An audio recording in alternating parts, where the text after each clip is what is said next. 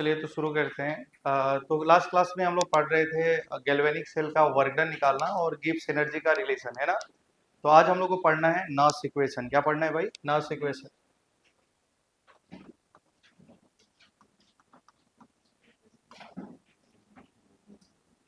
ठीक है, ये बहुत ही इंपॉर्टेंट टॉपिक है, ध्यान दीजिएगा। नॉस इक्वेशन, और नॉस इक्वेशन में मान लीजिए कोई भी एक इक्वेशन लिखा है भाई। ये मान लीजिए कोई भी एक रिडॉक्स रिएक्शन लिखा है और इसमें एक रिलेशन होता है भाई, delta G is equal to delta G naught plus 2.303 R T log Q. देखिए एक रिलेशन होता है, ये आप थर्मोडायनेमिक्स में पढ़ेंगे। क्या होता है बताइए? जी इज इक्वल टू क्या होता है भाई? G is equal to G nought. देखिए G is equal to G nought 2.303 R T log Q होता है। क्लियर है ना? अब थोड़ा सा ध्यान देना है। जी नॉट, जी क्या है भाई? Gibbs energy. और जी नॉट क्या है भाई? Standard Gibbs energy. जब भी बात किया जाता है स्टैंडर्ड, अरे भाई स्टैंडर्ड कब होगा? जब हमारा कंसंट्रेशन 1 मोलर है और प्रेशर 1 एटीएम है और टेम्परेचर 25 डिग्री सेल्सियस है, उस समय जब गिब्स एनर्जी को मेजर करते हैं तो उसका नाम क्या होता है भाई? जी नॉट। क्या नाम हो जाता है? मतलब नॉट लग जाता है, मतलब वो गिब्स एनर्जी स्टैंडर्ड कंडीशन में। अब मुझे बताइए जी का फॉर्मूला क्या है? बताइए, कल हम लोग पढ़ रहे थे जी इज इक्वल टू क्या था भाई? माइनस एन एफ ई से, माइनस एन एफ ई से। और नोट लगा है तो बताइए क्या हो जाएगा? बताइए, minus N F E note से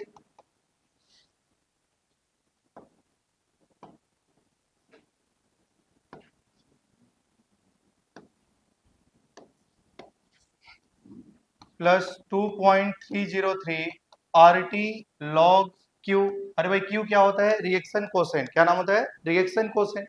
आप लोग इक्विलिब्रियम पढ़ेंगे तो केसी केपी पढ़ेंगे, वहां में भी एक टर्म होता है क्यू जिसका नाम होता है रिएक्शन कोसेंट। अब थोड़ा सा ध्यान दीजिए भाई, अगर हम इस इक्वेशन में किससे डिवाइड कर दें? माइनस एन एफ से डिवाइड कर दें। किससे डिवाइड कर दें? माइनस एन एफ से। तो देखिए यहाँ पे भी माइनस एन एफ से डिवाइड हो जाएगा और यहाँ पे भी माइनस एन एफ से डिवाइड हो जाएगा और यहाँ पे भी माइनस एन एफ से डिवाइड हो जाएगा। क्लियर है ना? नेक्स्ट स्टेप में कर लेना। तो जब बताइए यहाँ से माइनस एन एफ कट जाएगा तो यहाँ में क्या आ जाएगा भाई? E cell. क्या आ जाएगा भाई? E cell.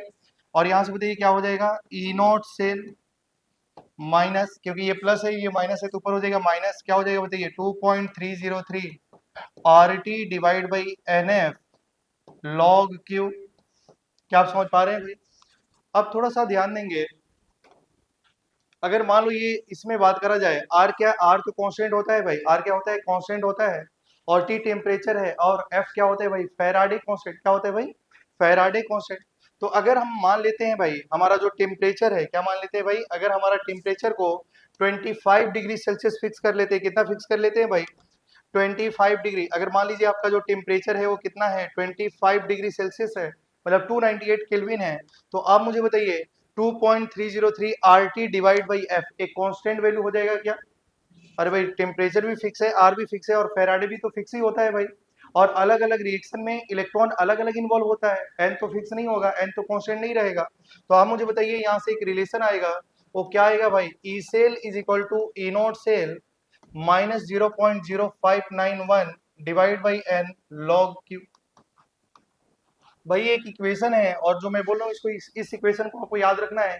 ये कहाँ से आया कुछ भी लेना देना नहीं है, ये इक्वेशन याद होना चाहिए। और इसी इक्वेशन को क्या बोला जाता है भाई? नॉस इक्वेशन। अरे भाई नॉस इक्वेशन क्या है बताइए? E cell is equal to E not cell minus 0.0591 divide by N log Q. Q क्या होता है? रिएक्शन कोसेंट होता है। लेकिन आपको एक और बात याद रखना है, वो क्या याद रखना है भाई? कि 2.303 R T divide by F का वैल्यू क्या होता है भाई? 0.0591।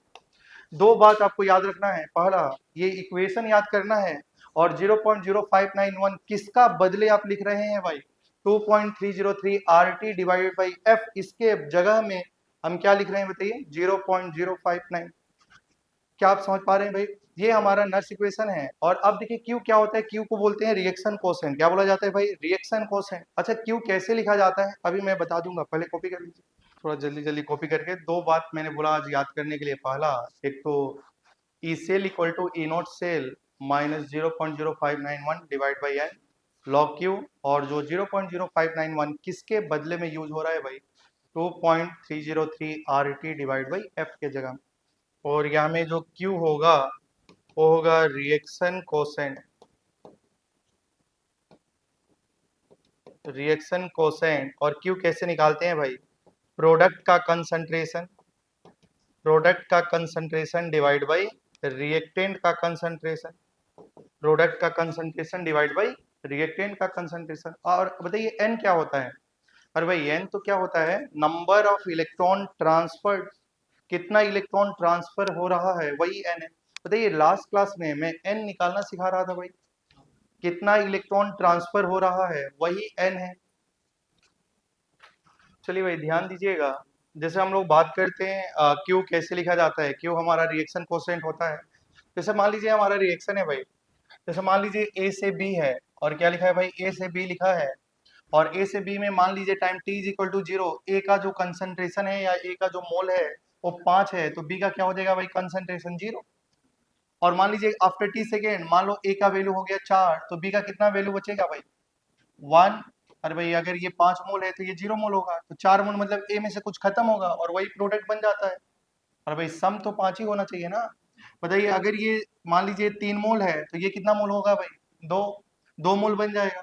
अच्छा मान लीजिए कुछ समय पे ये ए का 3 मोल और बी का 2 मोल, ए का 3 मोल बी का 2 मोल, मतलब मैं बोल सकता हूँ कि इस टाइम के बाद रिएक्टेंट और प्रोडक्ट का कंसंट्रेशन कांस्टेंट हो गया। अरे भाई चेंज ही नहीं हो रहा है, क्लियर है ना भाई? शुरुआत में तो देखिए चेंज हो रहा था, है ना, लेकिन कुछ देर के बाद रिएक्टेंट और प्रोडक्ट का कंसंट्रेशन कांस्टेंट हो गया।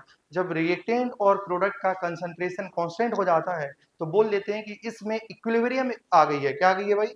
इक्विलिब्रियम अचीव हो गई है। क्या अचीव हो गई है भाई? इक्विलिब्रियम। और इक्विलिब्रियम कैसे निकाला जाता है भाई? प्रोडक्ट का कंसंट्रेशन, अरे भाई केसी और केपी तो निकालना जानते ही होंगे आप लोग। बताइए इक्विलिब्रियम कांस्टेंट क्या होता है? Concentration of product divided by concentration of, यही तो लिखा जाएगा ना। अच्छा बताइए जो इक्विलिब्रियम कांस्टेंट निकाला जाता है जब रिएक्शन इक्विलिब्रियम में आ जाता है उस समय रिएक्टेंट और प्रोडक्ट का कंसंट्रेशन को डालते हैं तो हमारा इक्विलिब्रियम कांस्टेंट आता है, केसी आता है। लेकिन अगर क्यू की बात करा जाए भाई, अगर किसकी बात करेंगे? क्यू की बात करा जाए तो रिएक्शन कोसेंट ना भाई, रिएक्शन कोसेंट हम लोग कोई भी टाइम पे निकाल सकते हैं। और इस केस में मान लो यहाँ में हम लोग इसका क्यू निकालेंगे तो बताइए बी का कंसंट्रेशन कितना है? बताइए बी का कंसंट्रेशन डिवाइड बाई ए का कंसंट्रेशन हो जाएगा।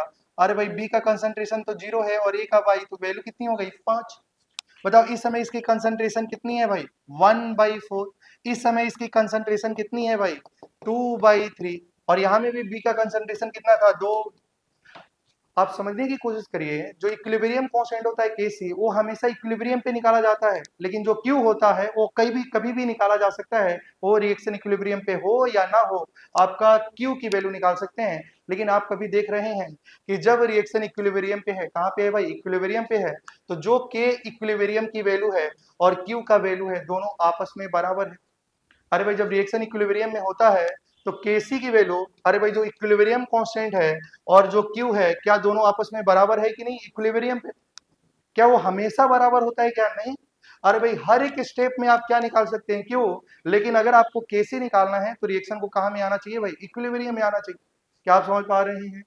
तो वही है क्यू। क्यू क्या होता है भाई? Reaction quotient. क्या होता है बताइए? Reaction quotient.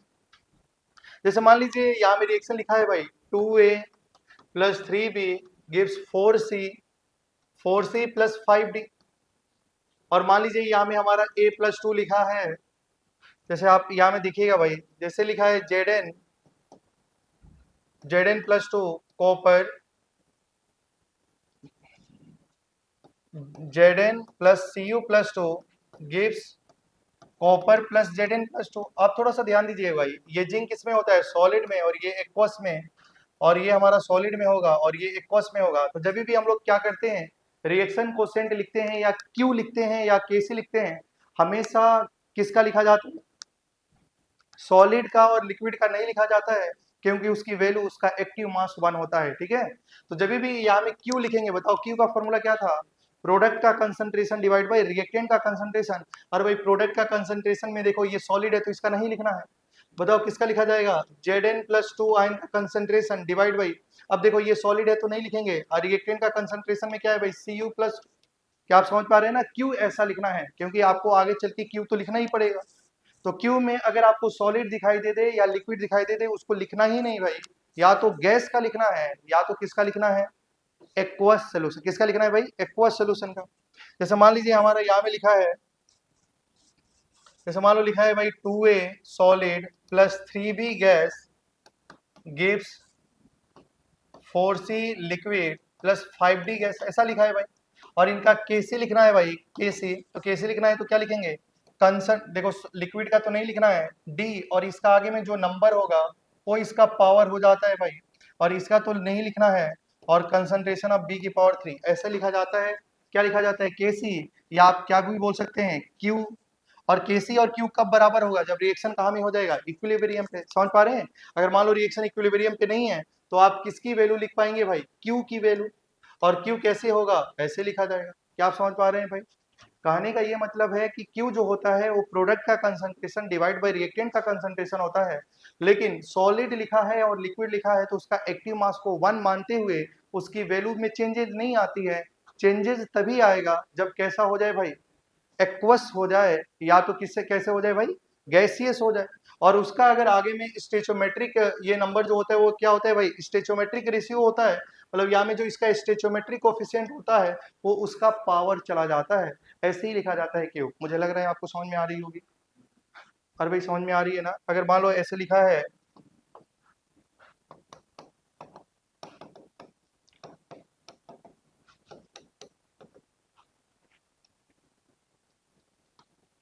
मान लीजिए भाई ऐसे लिखा है और आपको मालूम है कि अगर प्लस लिखा है तो ये एक्वस में होगा, एक्वस में होगा और सॉलिड में होगा। और आप मुझे बताइए क्यू लिखना है तो बताइए कैसे लिखा जाएगा भाई? लिखिए, क्या लिखेंगे? Concentration of Cr plus 3 ion का कंसंट्रेशन डिवाइड बाई क्या लिखेंगे भाई? Concentration of Ag plus ion का पावर 3, ऐसे लिखेंगे ना भाई? आप ही मुझे बताइए, अगर जिंक से Zn प्लस 2 में जा रहा है और 2 इलेक्ट्रॉन लॉस करेगा, ये सॉलिड है और ये एक्वस है, तो इसका Q का वैल्यू क्या हो जाएगा भाई? Concentration of Zn plus 2 divide by, ये तो सॉलिड है तो क्या लिख देंगे? 1। क्या आप समझ पा रहे हैं भाई? सफिशियंट है इतना प्रैक्टिस कराना। आइए ध्यान दीजिए। तो बताइए, मैंने बोला था कि दो बातें याद करनी थी। दो बातें में पहला नास इक्वेशन क्या है भाई? बताइए। E इक्वल टू क्या होता है? E cell equal to A naught cell minus 0.0591 divide by N log Q. देखिए, जब हमेशा हम कैलकुलेशन के लिए जो ई सेल होता है ना भाई, ई सेल की वैल्यू क्या होता है भाई? E not cell minus 0.0591 divide by N log Q, ऐसा होता है। लेकिन हम कैलकुलेशन के लिए क्या करेंगे भाई ना, 0. जो वैल्यू है क्या 0.0591 है, इसको 0.06 यूज करेंगे। क्या यूज करेंगे भाई? 0.06 divide by N log Q. अरे भाई एनसीईआरटी ऐसा मानता है तो मैं भी मान सकता हूँ भाई। कैलकुलेशन को सॉल्व करने के लिए 0.0591 को, कैलकुलेशन को शॉर्ट बनाने के लिए, आसानी से सॉल्व करने के लिए इसको क्या लिखा जाएगा भाई? 0.06। क्या यहाँ तक किसी को डाउट नहीं है ना? अच्छा बताइए, ये जो सेल का पोटेंशियल है ये निकालना सीखे हैं क्या भाई? E naught cell. अरे भाई ई नोट सेल क्या होता है? SRP of cathode minus SRP of anode. अरे भाई SRP of cathode minus SRP of anode. और ये जो सेल की पोटेंशियल निकाली जाती है भाई वो कब निकाल, अच्छा बताओ, ये आधा सेल का पोटेंशियल है या पूरा बैटरी की पोटेंशियल है? पूरी बैटरी की पोटेंशियल है। अरे भाई पूरी बैटरी की पोटेंशियल तब है जब उस सोल्यूशन का कंसंट्रेशन 1 मोलर है, और उस सोल्यूशन का कंसंट्रेशन 1 मोलर है, प्रेशर 1 एटीएम है और टेम्परेचर 25 डिग्री सेल्सियस है। तो उस समय जो सेल का पोटेंशियल आएगा वो ई सेल नहीं होगा भाई, वो क्या हो जाएगा? ई नोट सेल। मतलब जब कंडीशन स्टैंडर्ड कंडीशन है तो ई नोट सेल, और ई नोट सेल का तो फॉर्मूला मालूम ही है, SRP of cathode minus SRP of anode. जैसे हम लोग बात करें भाई, जैसे हम लोग बात कर रहे थे डेनियल सेल, तो हम लोग यहाँ में जिंक रोड लिए थे भाई, और यहाँ में कॉपर रोड लिए थे, और यहाँ में इसको कनेक्ट किए थे। ये वोल्ट मीटर है भाई, और इसको सोल्ट ब्रिज से कनेक्ट कर रहे थे। तो आप मुझे बताइए, यहाँ में क्या था भाई? ZnSO4 था ना, और यहाँ में क्या था भाई? कॉपर सल्फेट का सोल्यूशन था, उसमें कॉपर को डिप किया गया था। और बताइए, अगर इसकी कंसंट्रेशन 1 मोलर है, कितना भाई? 1 मोलर, और इसका भी कंसंट्रेशन 1 मोलर है, तो उस समय ये बताइए वोल्ट मीटर का रीडिंग ई सेल बताएगा कि ई नोट सेल बताएगा? ई नोट सेल बताएगा। क्या बताएगा भाई? E naught cell. क्या आप समझ पा रहे हैं? मैं समझाना ये चाहता हूँ कि अगर हम लोग बात करते हैं गैल्वेनिक सेल बनाते हैं, गैल्वेनिक सेल का एग्जांपल ये डेनियल सेल है, और उसमें देखो, जब भी स्टैंडर्ड बात होती है तो उसमें दो तीन ही तो टर्म होता है कि प्रेशर फिक्स होना है, कंसंट्रेशन फिक्स होना है, टेम्परेचर फिक्स होना है। लेकिन यहाँ में क्या देखेंगे भाई? टेम्परेचर तो कहीं मेंशन ही नहीं किया जाता है, और प्रेशर कहीं कहीं आता है। जब भी हम लोग हाइड्रोजन से रिलेटेड क्वेश्चन को सॉल्व करेंगे तो वहां में प्रेशर वेरी कर सकती है। ज्यादातर भाई कंसंट्रेशन ही चेंज होता है। क्या होता है भाई? कंसंट्रेशन चेंज होता है। जैसे आप देखिए, अगर मैं बोलूं भाई अगर इसका कंसंट्रेशन 1 मोलर है और ये इसका भी कंसंट्रेशन 1 मोलर है, तो उस समय जो सेल का पोटेंशियल आएगा वो ई सेल नहीं होके क्या हो जाएगा भाई, ई नॉट सेल। अब मैंने बोल दिया कि इस समय इसकी जो कंसंट्रेशन है वो 0.1 मोलर है। कितना है भाई, 0.1 मोलर, और इनका कंसंट्रेशन 0.1 मोलर है। अब बताइए क्या आपने कंसंट्रेशन तो स्टैंडर्ड नहीं है ना भाई, अरे भाई कंसंट्रेशन तो स्टैंडर्ड नहीं है, और उस समय जो सेल का पोटेंशियल आएगा वो ई नॉट सेल नहीं आएगा, वो क्या आ जाएगा भाई, ई सेल। क्योंकि आपने कंसंट्रेशन ही चेंज कर दिया भाई। जब कंसंट्रेशन ही चेंज कर देंगे तो हमारा स्टैंडर्ड नहीं होगा, वो हो जाएगा सेल पोटेंशियल। क्या हो जाएगा भाई, सेल पोटेंशियल। स्टैंडर्ड तभी लगेगा जब उस सेल पोटेंशियल को आप स्टैंडर्ड कंडीशन में मेजर करिए, और स्टैंडर्ड कंडीशन में होने के लिए तो कंसंट्रेशन कितना ही होना चाहिए, 1 मोलर होना चाहिए। लेकिन यहाँ में कंसंट्रेशन चेंज हो गया, और कंसंट्रेशन ही चेंज हो गया तो ई सेल होगा, ना कि ई नॉट सेल। क्या आप समझ पा रहे हैं भाई? तो ये बात जरूर ध्यान रखिएगा कि जब भी हम लोग बात करते हैं, जब भी हमको क्या निकालना है भाई, सेल की पोटेंशियल निकालनी है, तो देख लीजिए अगर कंडीशन स्टैंडर्ड है तो डायरेक्टली ई नॉट सेल निकल जाएगा, और ई नॉट सेल का तो फॉर्मूला मालूम ही होता है। लेकिन अगर हमारा कंसंट्रेशन स्टैंडर्ड कंडीशन में नहीं दिया है, मतलब 1 मोलर नहीं दिया है, 1 मोलर का अतिरिक्त कुछ भी दिया जाए, तो आपको क्या निकालना पड़ेगा भाई, नर्स इक्वेशन। क्या लिखना पड़ेगा, नर्स इक्वेशन। और नर्स इक्वेशन क्या होता है बताइए, E cell equal to E not cell minus 0.06 divide by N log Q. और क्यू क्या होता है भाई, रिएक्शन कोसेंट। क्या होता है भाई, प्रोडक्ट का कंसंट्रेशन डिवाइड बाई रिएक्टेंट का कंसंट्रेशन। अब इस पे मैं 4 एप्लीकेशन आप लोगों को पढ़ाऊंगा।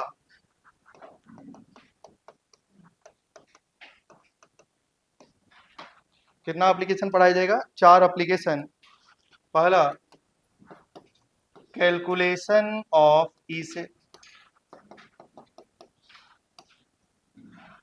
सेल की पोटेंशियल को कैलकुलेट करना। अब मुझे बताइए, डैनियल सेल तो आपको याद होगा ना भाई, डैनियल सेल। अरे भाई डैनियल सेल में एनोड किसका यूज करते हैं, जिंक का, और कैथोड किसका यूज करते हैं, कॉपर का। क्या उसका अंदर में एक फुल सेल रिएक्शन होती थी, क्या थी बताइए? क्या भाई आपको मालूम है ना, जिंक Zn+2 में कन्वर्ट हो रहा था, और वहां में क्या हो रहा था भाई, कॉपर +2 किस में कन्वर्ट हो रहा था, कॉपर में। क्या यहाँ तक क्लियर है ना भाई? और बताइए, मान लो ये फुल सेल रिएक्शन है भाई, और ये तो सॉलिड होगा, और चार्ज है तो किसमें होगा भाई, एक्वस, और ये भी किसमें होगा, एक्वस, और ये क्या है भाई, सॉलिड। मान लो क्या ये एक रिडॉक्स रिएक्शन है कि नहीं है?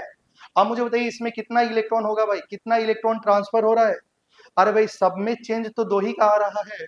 अगर 0 से 2 में जा रहा है तो चेंज कितना का आ रहा है, 2, और 2 से 0 में जा रहा है तो चेंज कितना का आ रहा है, 2। इसका मतलब इसमें कितना इलेक्ट्रॉन ट्रांसफर हो रहा है, 2। कितना हो रहा है भाई, 2। बताइए क्या इसमें इस रिएक्शन में n की वैल्यू तो 2 होगी, किसी को डाउट तो नहीं है ना? अरे भाई या तो आप अलग अलग लिख लो, फिर ऐड करेंगे तो 2 ही इलेक्ट्रॉन तो कैंसिल आउट होगा ना भाई। तो इसमें कितना इलेक्ट्रॉन ट्रांसफर हो रहा है, 2। अब बताइए इसका ई सेल निकालना है, सेल पोटेंशियल निकालना है, तो बताइए इस सेल पोटेंशियल क्या होगा भाई, ई नॉट सेल। क्या होगा भाई, ई नॉट सेल माइनस क्या होगा भाई, 0.06 डिवाइड में। भाई यहाँ तक आपको समझ में आ रही है? और इसमें कितना इलेक्ट्रॉन ट्रांसफर हो रहा है, 2। तो अब इसकी हम लोग सेल पोटेंशियल निकालेंगे, तो बताइए E cell is equal to क्या हो जाएगा भाई, ई नॉट सेल। क्या हो जाएगा भाई, ई नॉट सेल माइनस क्या हो जाएगा बताइए, 0.06 डिवाइड बाई कितना इलेक्ट्रॉन ट्रांसफर हो रहा है भाई, 2। और क्या होता है भाई, लॉग क्यू। क्या होता है भाई, लॉग क्यू। और आप मुझे बताइए यहाँ से क्यू कैसे निकाला जाएगा, क्यू क्या होता है, प्रोडक्ट का कंसंट्रेशन डिवाइड बाई रिएक्टेंट का कंसंट्रेशन। और बताइए क्या ये सॉलिड है तो लिखना है क्या, नहीं। तो क्या लिखा जाएगा भाई, Zn+2 आयन का कंसंट्रेशन डिवाइड बाई क्या हो जाएगा बताइए, कॉपर +2 आयन का कंसंट्रेशन। भाई निकल जाएगा।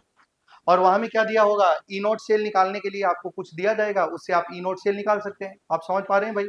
अगर मान लीजिए हम लोग जब भी बात करते हैं यहाँ में बनाते हैं भाई, जैसे मैं आपको बताया भी था, यहाँ तक हमारा वोल्ट मीटर है भाई, और मान लो यहाँ में जिंक का कंसंट्रेशन दे देगा 0.1 मोलर, और कॉपर का कंसंट्रेशन 0.01 मोलर है। अरे भाई ये कंसंट्रेशन यहाँ में पुट करके क्या उसकी ई सेल की वैल्यू को कैलकुलेट कर सकते हैं, कर सकते हैं ना भाई। जो कंसंट्रेशन दिया जाएगा वो यहाँ में तो पुट करना होगा, और जब पुट करेंगे तो आपको क्या निकल जाएगा भाई, क्या निकल जाएगा, ई सेल, सेल का पोटेंशियल। अच्छा बताइए, अगर काश दोनों में 1 मोलर कंसंट्रेशन दिया होता, तो बताइए क्या हमको ई सेल निकालना होता है या ई नोट सेल केवल निकालना होता, ई नोट सेल। और ई नोट सेल का फॉर्मूला क्या होता है, SRP of cathode minus SRP of anode. भाई आपको क्या होगा, ये जो नर्स इक्वेशन होगा वो क्या बताएगा, ई नोट सेल से कैसे ई सेल निकाला जाता है। अरे भाई ई नोट सेल से कैसे ई सेल निकाला जाएगा, क्लियर है ना? यही आपको इस चैप्टर में मतलब नॉस इक्वेशन में बताया जाएगा। आप थोड़ा सा ध्यान दीजिए। अच्छा, आप लोग एक फॉर्मूला जानते होंगे, देखिए भाई, अगर log a बाई बी का जो वैल्यू होता है, log a बाई बी का वैल्यू जो होता है, अगर इसको उल्टा करेंगे तो माइनस log b बाई ए हो जाता है। ठीक है, समझ पा रहे हैं भाई?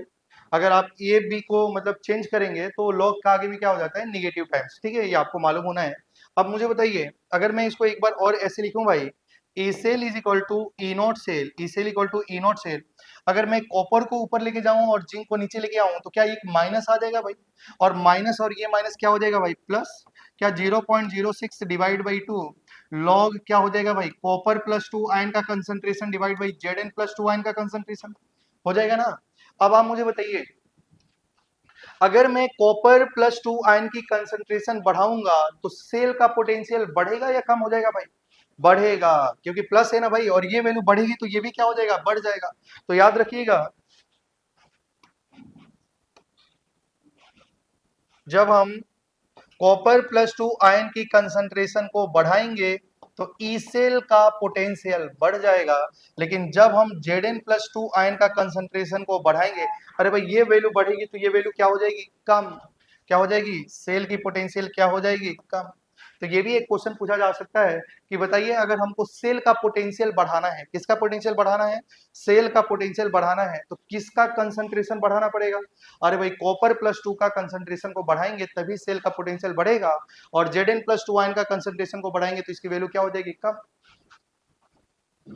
आप ऐसे भी सोच सकते थे भाई, यहां से भी सोचिए, अगर Zn प्लस 2 आयन का कंसंट्रेशन को बढ़ाएंगे तो क्या निगेटिव वैल्यू और कम हो जाएगी? तो वैल्यू तो कम ही ना हो जाएगा भाई। अरे भाई ये वैल्यू बढ़ेगा तो ये वैल्यू जो निगेटिव में है ना और ज्यादा हो जाएगा, और निगेटिव में ज्यादा होने का मतलब वैल्यू तो कम ही हो जाएगी ना, तो सेल का पोटेंशियल तो कम ही हो जाएगा। तो आपको डाउट ना हो इसलिए मैंने रिवर्स करके लिख दिया, इसका कोई मतलब नहीं है। आपको ये बातें समझ में आ रही है क्या? कॉपी कर लीजिए भाई। अगर हमको ई नोट सेल मालूम है तो उससे ई सेल कैसे निकालेंगे? अगर कंसंट्रेशन 1 मोलर है, सब कुछ 1 मोलर है, तो ई नोट सेल निकालेगा, लेकिन कंसंट्रेशन ही अलग अलग है भाई, तो उस समय हमको क्या निकालना पड़ेगा, ई सेल। और ई सेल का formula E cell equal to E naught cell plus 0.06 याद करिएगा कैलकुलेशन के लिए। अब देखिए भाई, ई नोट सेल से रिलेटेड मैं बहुत ज्यादा क्वेश्चन आपको नहीं पढ़ाया हूँ। ई नोट सेल क्या होता है, SRP of cathode minus SRP of anode. मैंने 2-3 ही क्वेश्चन आपको प्रैक्टिस कराए होंगे इस टॉपिक से, लेकिन आज आज जो होगा भाई, इससे बहुत सारा क्वेश्चन हम लोग प्रैक्टिस करेंगे। ठीक है, जब भी नॉस इक्वेशन निकालना है तो आपको ई नोट सेल निकालना ही पड़ेगा, और भाई ई नोट सेल तो निकालना ही पड़ेगा, और ई नोट सेल इसमें हम लोग का बहुत सारा क्वेश्चन प्रैक्टिस हो जाएगा। अब हम लोग का सेकेंड एप्लीकेशन क्या होगा, to calculation of electrode potential.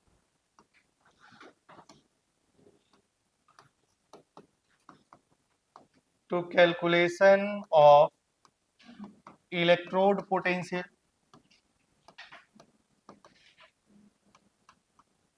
To calculation of electrode potential. अब हमको इलेक्ट्रोड पोटेंशियल को, अच्छा जहां भी लिखा है भाई इलेक्ट्रोड पोटेंशियल, मतलब आधा बैटरी की वोल्टेज या पूरा बैटरी की वोल्टेज, आधा बैटरी की वोल्टेज। जहां लिखा है सेल पोटेंशियल, पूरा बैटरी की वोल्टेज, क्लियर है ना? अच्छा भाई देखिए, जब भी बात किया जाता है इलेक्ट्रोड पोटेंशियल तो वहां में दो टर्म आता है, एक तो ऑक्सीडेशन पोटेंशियल भी हो सकता है। क्या वो ऑक्सीडेशन पोटेंशियल भी हो सकता है? क्या वो ऑक्सीडेशन पोटेंशियल भी होगा, और दूसरा क्या भी होगा भाई, रिडक्शन पोटेंशियल। और बताइए, रिडक्शन पोटेंशियल होगा, और आपको याद होगा कि नॉस इक्वेशन तो आपको याद है डेनियल सेल, और डेनियल सेल में किसका ऑक्सीडेशन होता है भाई, जिंक का। किसका ऑक्सीडेशन होता है, जिंक का। तो बताइए जिंक किसमें कन्वर्ट होता है भाई, Zn प्लस 2 में, और कितना इलेक्ट्रॉन लॉस होता है भाई, तो क्लियर है ना? अब आप मुझे बताइए, जिंक Zn प्लस 2 में कन्वर्ट हो रहा है और 2 इलेक्ट्रॉन लॉस कर रहा है, तो आप मुझे बताइए इसमें कितना इलेक्ट्रॉन ट्रांसफर हो रहा है, 2। अरे भाई कितना इलेक्ट्रॉन ट्रांसफर हो रहा है, 2। अब अगर मान लीजिए,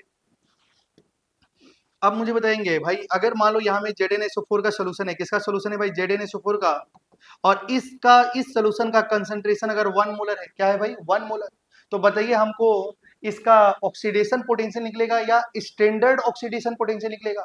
स्टैंडर्ड ऑक्सीडेशन पोटेंशियल। क्यों? क्योंकि कंसंट्रेशन ही फिक्स है और वो स्टैंडर्ड है, वो 1 मोलर है। क्या आप समझ पा रहे हैं? क्या आप लोग देखिए भाई, इलेक्ट्रोकेमिकल सीरीज में आपको एसआरपी की वैल्यू, हर एक एलिमेंट का एसआरपी की वैल्यू लिखी जाती है। क्या आपको याद करना है क्या? वैल्यू तो बिल्कुल भी याद नहीं करना है भाई, लेकिन क्या मैं आपको 4 वैल्यू तो याद कराया था? अरे भाई लिथियम का एसआरपी की वैल्यू -3.05 होती है, हाइड्रोजन का 0 होता है, कॉपर का 0.34 वोल्ट होता है और F2 का +2.87 वोल्ट होता है। क्या आप समझ पा रहे हैं क्या?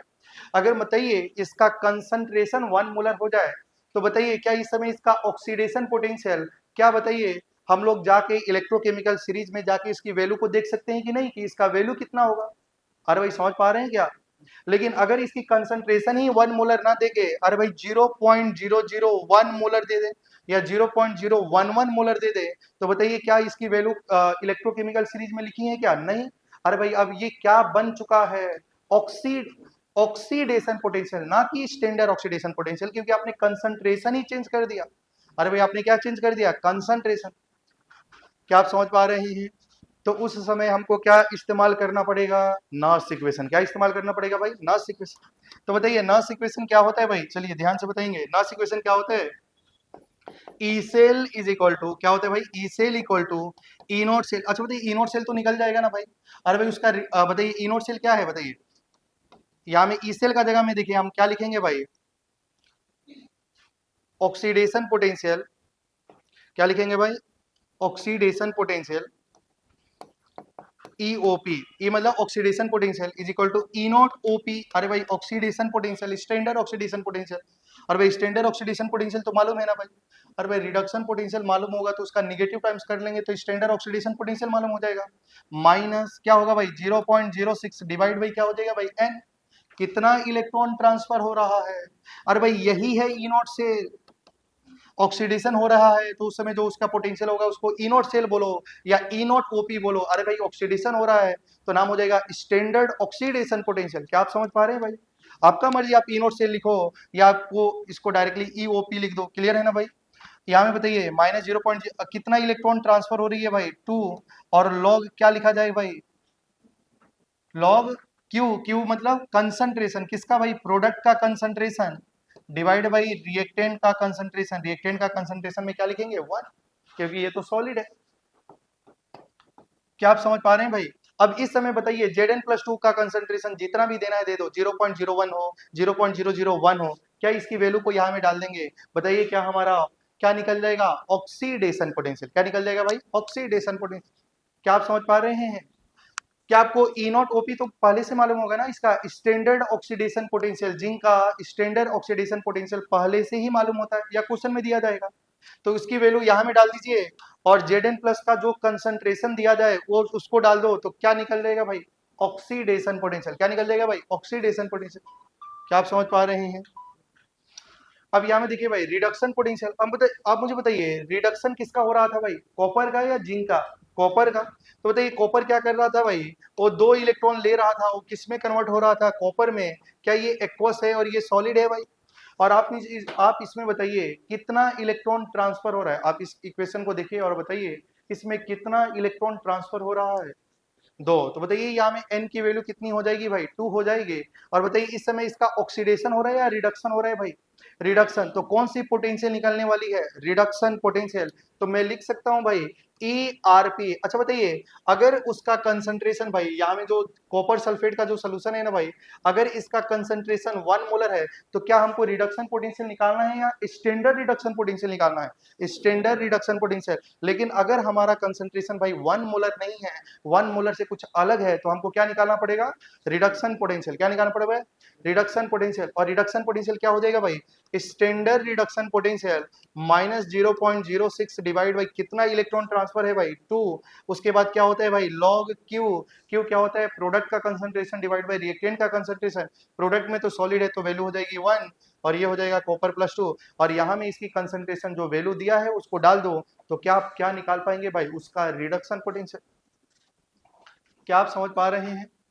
अरे भाई जब कंडीशन स्टैंडर्ड दिया है तो डायरेक्टली उसकी स्टैंडर्ड वैल्यू निकल जाएगी, या तो स्टैंडर्ड ऑक्सीडेशन पोटेंशियल निकल जाएगा या तो स्टैंडर्ड रिडक्शन पोटेंशियल निकल जाएगा।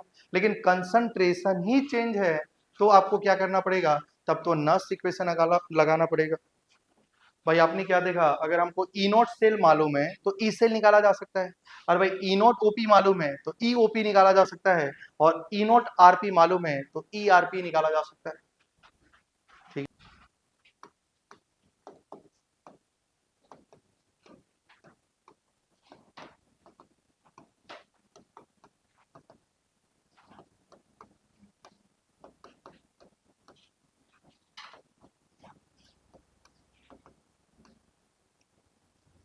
अब क्या कैलकुलेट करना है भाई, to calculate electrode potential of hydrogen electrode. देखिए भाई, हाइड्रोजन इलेक्ट्रोड आपको मालूम होगा, हाइड्रोजन का कंस्ट्रक्शन एक रेफरेंस इलेक्ट्रोड होता था जिसका एसओपी और एसआरपी की वैल्यू क्या होती थी, 0। देखिए भाई, आपको अगर आपको याद है तो आपने एक कंसंट्रेशन लिया था और यहाँ में 1 मोलर HCl लिया था, तो यहाँ में H प्लस आयन का कंसंट्रेशन होगा। आपने ये क्या लिया था भाई, एक प्लेटिनम वायर लिया था और यहाँ में एक प्लेटिनम स्ट्रिप था और कोटेड विथ प्लेटिनम ब्लैक, है ना। और उसके बाद यहाँ में क्या था भाई, एक ग्लास की ट्यूब थी। क्या थी भाई, ग्लास की ट्यूब थी। और इसमें आप कंटिन्यूअसली क्या पास कर रहे थे, हाइड्रोजन गैस। और हाइड्रोजन गैस जिसका प्रेशर कितना था भाई, 1 atm। तो यहाँ में हाइड्रोजन गैस क्या हो रहा था भाई, एब्जॉर्ब हो रहा था। तो हाइड्रोजन किसके कंटेक्ट में आ गया था, H प्लस के। तो आप बोल रहे थे या तो हाइड्रोजन का ऑक्सीडेशन होगा या तो H प्लस का क्या होने वाला है भाई, रिडक्शन। अरे भाई, हाइड्रोजन का या तो ऑक्सीडेशन होगा या H प्लस का रिडक्शन होगा। अरे भाई, या तो ऑक्सीडेशन हो या तो रिडक्शन हो, लेकिन इसका स्टैंडर्ड अगर मैं बोलूं भाई, ये सोल्यूशन हमारा 1 मोलर HCl है भाई, इसका कंसंट्रेशन कितना है, 1 मोलर। मतलब इनकी कंसंट्रेशन भी स्टैंडर्ड है, तो इस समय इसका स्टैंडर्ड ऑक्सीडेशन पोटेंशियल या स्टैंडर्ड रिडक्शन पोटेंशियल की वैल्यू क्या ही होती थी भाई, 0। लेकिन आप मुझे बताइए, अगर इनका कंसंट्रेशन को चेंज कर दिया जाए भाई, 0.01 मोलर कर दिया जाए, तो क्या इस समय इसका स्टैंडर्ड ऑक्सीडेशन पोटेंशियल या स्टैंडर्ड रिडक्शन पोटेंशियल 0 हो जाएगा क्या भाई, नहीं होगा। 0 कब हो सकता है, जब उनकी कंसंट्रेशन स्टैंडर्ड होगी भाई। देखिए, इसमें आप देख रहे हैं 4 एप्लीकेशन पढ़ेंगे, जनरली आपका कंसंट्रेशन चेंज किया जाता है। क्या चेंज किया था, क्या चेंज किया जाएगा, कंसंट्रेशन। रेयर केसेस है भाई जिसमें प्रेशर भी चेंज किया जाए, लेकिन प्रेशर का अभी तक ऐसा क्वेश्चन नीट में आया भी नहीं जिसमें प्रेशर भी चेंज है। आने के लिए आ सकता है, वो भी आपको बताया जाएगा। लेकिन याद रखना, जितना भी क्वेश्चन करेंगे उसमें कंसंट्रेशन ही चेंज होगा। अगर मान लो दोनों का कंसंट्रेशन 1 मोलर हो जाए तो टेंशन लेना ही नहीं, आपको ई सेल नहीं निकालना है, ई नोट सेल निकालना है। और उसका formula SRPF cathode minus SRPF anode. लेकिन अगर कंसंट्रेशन चेंज है तो आप देख लीजिएगा भाई, ध्यान दीजिएगा। अगर मान लो यहाँ में, अगर मान लो हम लोग क्या इसको, हम लोग इस रेफरेंस को एज एनोड भी यूज कर सकते हैं और एज कैथोड भी यूज कर सकते हैं। अगर इसको एनोड पे लेंगे तो एनोड पे तो ऑक्सीडेशन होता है, और ऑक्सीडेशन आप बताइए H का होगा या H2 का होगा, H2 का होगा। ये H2 क्या करेगा भाई, 2H प्लस में कन्वर्ट करेगा और 2 इलेक्ट्रॉन लॉस करेगा। और यहाँ में जो हाइड्रोजन है वो किस में है भाई, गैस में। और बताइए, एज अगर इसको कैथोड लेंगे तो कैथोड में क्या होने वाला है, रिडक्शन। रिडक्शन किसका होगा, H प्लस का। उल्टा ही कर दीजिए भाई।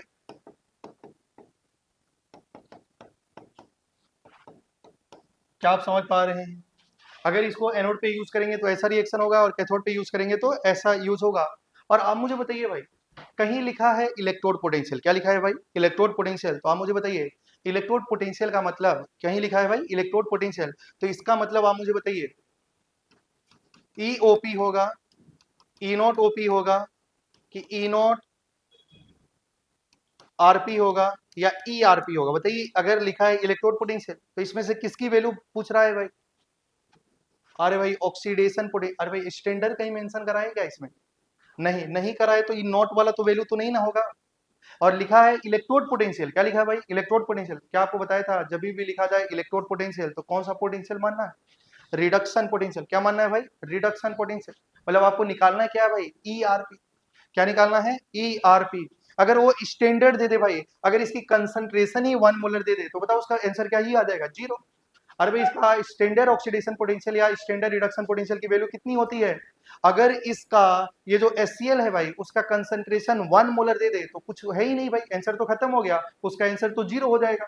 लेकिन यहाँ में जो HCl यूज किया जा रहा है तो सोल्यूशन में, लेकिन उसका कंसंट्रेशन 1 मोलर नहीं हो गए, अरे भाई बोल देगा 10⁻² मोलर है, तो क्या बताओ इसका रिडक्शन पोटेंशियल 0 होगा क्या, नहीं होगा। समझ पा रहे हैं आप, ठीक है। तो अब थोड़ा सा ध्यान दीजिए भाई, आपको यहाँ में क्या दिया गया है, रिडक्शन पोटेंशियल, मतलब इलेक्ट्रोड पोटेंशियल बोल रहा है, तो आपको निकालना क्या है भाई, रिडक्शन पोटेंशियल। तो आप मुझे बताइए इसमें कितना इलेक्ट्रॉन ट्रांसफर हो रहा है भाई, 2। तो अगर हम मान लो यहाँ में रिडक्शन पोटेंशियल निकालेंगे, ERP इज इक्वल टू क्या हो जाएगा भाई, E नॉट RP। अरे भाई हो जाएगा ना, E नॉट RP। बोलिए ERP क्या हो जाएगा, E नॉट RP माइनस क्या हो जाएगा बताइए, 0.06 डिवाइड बाई क्या लिखूं, 2। और यहाँ में क्या लिखा जाए भाई, log Q मतलब प्रोडक्ट का कंसंट्रेशन डिवाइड बाई रिएक्टेंट का कंसंट्रेशन। अच्छा बताइए, हाइड्रोजन है, हाइड्रोजन गैस है भाई, और गैस है तो क्या लिखना पड़ेगा, उसका प्रेशर। क्या लिखना पड़ेगा, प्रेशर। तो लिखा जाएगा प्रेशर ऑफ हाइड्रोजन, और यहाँ में कंसंट्रेशन है तो क्या लिखा जाएगा, H प्लस आयन का कंसंट्रेशन का स्क्वायर। क्या आप समझ पा रहे हैं भाई? वो प्रेशर है, और प्रेशर है तो क्या लिखना, ये तो गैस है ना भाई, और गैस है तो प्रेशर लिखना पड़ेगा। तो क्या लिखना है? Partial pressure of H2। क्या यहाँ तक किसी को डाउट नहीं है? अब थोड़ा सा ध्यान दीजिएगा, अगर आप मुझे बताइए भाई, थोड़ा सा ध्यान देंगे, अगर मान लो इसका कंसंट्रेशन कितना दिया जाता, प्रेशर कितना है भाई? 1 एटीएम। कितना एटीएम है? कॉपी मत करो भाई, समझो, यहाँ बहुत इंपॉर्टेंट है। प्रेशर कितना है? 1 एटीएम। मान लीजिए H प्लस आयन का कंसंट्रेशन 1 मोलर होता है। कितना मोलर होता है भाई? 1। तो क्या हम लोग यहाँ में प्रेशर को 1 डालते हैं और H प्लस का भी कंसंट्रेशन 1 है, तो क्या 1/1 हो जाता? क्या लॉग का अंदर में 1 वैल्यू 0 हो जाती? क्या ये सारा टर्म 0 हो जाता? मतलब जो ERP होगा वही E नॉट RP हो जाता। कब ऐसा? जब उसका कंसंट्रेशन कितना हो जाता भाई? 1 मोलर। क्या आप समझ पा रहे हैं भाई? 1 मोलर। और आप मुझे बताइए, और हाइड्रोजन का रिडक्शन पोटेंशियल क्या होता है? Standard reduction potential. अरे भाई कितना हो जाता है भाई? 0। तो उसका रिडक्शन पोटेंशियल भी कितना आ जाता है भाई? 0। कब ऐसा होता? जब प्रेशर 1 एटीएम होता और कंसंट्रेशन 1 मोलर होता। लेकिन इस बार क्या होगा भाई? कंसंट्रेशन चेंज हो गया, कंसंट्रेशन चेंज हो गया। मान लो जो कंसंट्रेशन दिया जाएगा वो डाल दीजिए। बोलो क्लियर है ना भाई? अगर 10 की पावर -2 दिया है तो 10 की पावर -2 डालो, 0.1 दिया है तो 0.1 डालेंगे। क्या क्लियर है ना भाई? अब देखिए, लेकिन प्रेशर कितना है बताइए? प्रेशर कितना है? 1 एटीएम। प्रेशर कितना दिया गया है? 1 एटीएम। तो प्रेशर है 1 एटीएम, तो आप क्या करेंगे? यहाँ में 1 एटीएम डाल दीजिए। तो देखिए क्या हो जाएगा भाई? E R P is equal to E naught R P. अच्छा बताइए, ई नॉट आर पी की वैल्यू कितनी हो गई, हो जाएगी? ई नॉट आर पी का मतलब क्या है? Standard reduction potential. किसका? हाइड्रोजन का। और हाइड्रोजन का स्टैंडर्ड रिडक्शन पोटेंशियल कितना होता है? अरे भाई कितना पढ़े हैं? 0। और इसको क्या लिखा जा सकता है बताइए? 0.03 लॉग। अब आप थोड़ा सा ध्यान देंगे, प्रेशर हाइड्रोजन का 1 है, और यहाँ में क्या हो जाएगा भाई? H प्लस आयन का कंसंट्रेशन का स्क्वायर हो जाएगा क्या? अब थोड़ा सा यहाँ में ध्यान दीजिए भाई,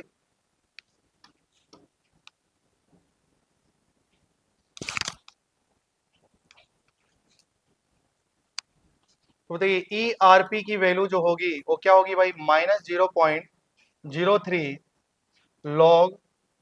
अब देखिए H प्लस आयन का कंसंट्रेशन नीचे ऊपर लेके जाएंगे तो क्या हो जाएगा बताइए? H प्लस आयन की पावर कितनी हो जाएगी भाई? -2। अरे भाई कितनी हो जाएगी? -2। और आप लोग जानते होंगे कि log a की पावर m क्या होता है भाई? m times log a। अरे भाई होता है ना ऐसा? जो भी पावर होता है वो बाहर मल्टीप्लाई हो जाता है, होता है कि नहीं होता है? होता है। देखिए भाई होता है ना ऐसा? देखिए इसको काटिए मत, क्योंकि ऑलरेडी वो बाद में तो कट ही जाएगा। 0.06 divide by 2, 0.06 divide by 2, 0.06 divide by 2। क्या यहाँ तक समझ पा रहे हैं? पावर कितना है? -2, बाहर लेके आइए। तो ERP क्या हो जाएगा भाई? 0.06 डिवाइड बाई 2, और बाहर क्या आ जाएगा भाई? -2 लॉग H प्लस। और बताइए क्या ये 2 से 2 कट जाएगा और माइनस माइनस प्लस हो जाएगा? क्या आप समझ पा रहे हैं भाई? इसकी वैल्यू कितनी हो गई? 0.06 लॉग H प्लस। क्या आप समझ पा रहे हैं? ये इसका रिडक्शन पोटेंशियल हो गया। और थोड़ा सा ध्यान दीजिए, जो H प्लस आयन का कंसंट्रेशन दिया है, डायरेक्टली यहाँ में पुट करेंगे, वैल्यू क्या निकल जाएगी उसकी? Reduction potential. क्या निकल जाएगी? Reduction potential. लेकिन आप थोड़ा सा ध्यान दीजिए, और अच्छा बताइए, ये कब ऐसा आपने ये फॉर्मूला यूज कब करेंगे? जब हमारा प्रेशर कितना होगा? 1 atm। आप थोड़ा सा ध्यान दीजिए भाई, आपका जब प्रेशर होगा 1 atm, आपका प्रेशर होगा 1 atm, तभी आपको ये फॉर्मूला यूज करना है।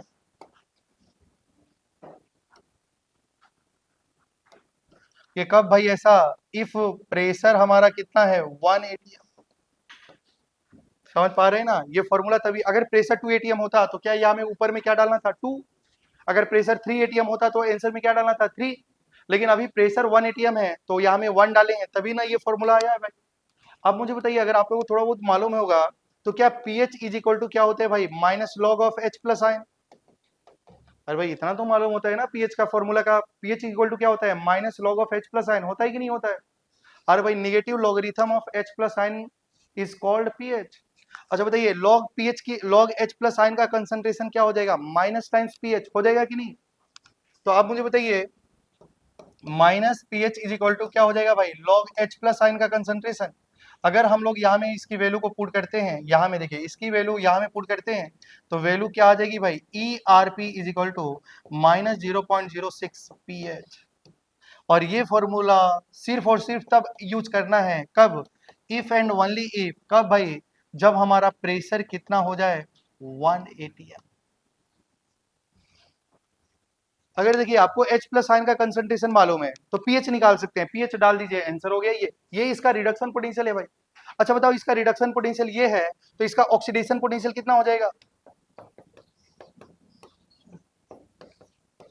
अरे भाई आपने ये इक्वेशन को यूज करके सॉल्व किया है तो आंसर इतना आ रहा था। जब आप ये इक्वेशन ऑक्सीडेशन पोटेंशियल को निकालेंगे तो वैल्यू प्लस आ जाएगी। क्या आप समझ पा रहे हैं? तो आपको ये सब कैलकुलेशन डेरिवेशन कुछ भी नहीं करना, आपको तो एक रिजल्ट याद रखना है। और रिजल्ट क्या है बताइए? रिजल्ट तो यही है कि ERP is equal to 0.06 log H plus ion का कंसंट्रेशन या पीएच। पीएच होगा तो आगे में क्या आ जाएगा भाई? माइनस। और ये फॉर्मूला कब होगा भाई? ये फॉर्मूला कब होगा? जब प्रेशर और कंसंट्रेशन कुछ भी हो, लेकिन प्रेशर हमारा कितना होना चाहिए? 1 atm।